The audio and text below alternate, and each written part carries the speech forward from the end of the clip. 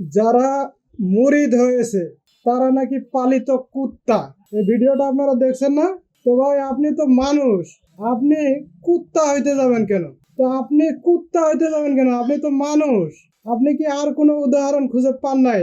তো যে বক্তব্যটা দিতেছে তার সামনে যদি এক বাটি গু দেওয়া যায় তার মুখের সামনে বা তার টেবিলের সামনে, সে কি এটা খাবে?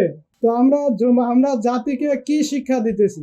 তো আবার একটা মেসেজ পাঠায় বলা হচ্ছে যে এদের বিরুদ্ধে যারা কথা বলবে, আইডি খুলে কথা বলবে, তাদেরকে ব্যবস্থা গ্রহণ করা হবে। তো একটা মানুষ জাতি কখনো কুত্তা হইতে পারে না। তার মুখের সামনে যদি এক বাটি গু দেওয়া হয় সে কখনো খাবে না। তো এই উচিত ছিল যিনি বক্তব্যটা দিছে তার মুখের সামনে এক বাটি গু দেওয়া, যে সে খায় কিনা বা তার যারা মুরিদ হয়েছে তারা খায় কিনা। তো আপনারাই চিন্তা করেন যে সাধারণ একজন মানুষ কিভাবে এরকম দাবি করতে পারে। তো আপনারা আপনার সন্তানকে কি শিক্ষা দিবেন সেটা ভাবেন। আপনার সন্তানকে আপনারা মানুষ বানাবেন, কুত্তা গরু ছাগল বিলাই বানাইতে যাবেন কেন? ভিডিওটা ছাড়লাম, দেখি আমার বিরুদ্ধে কি ব্যবস্থা আসে।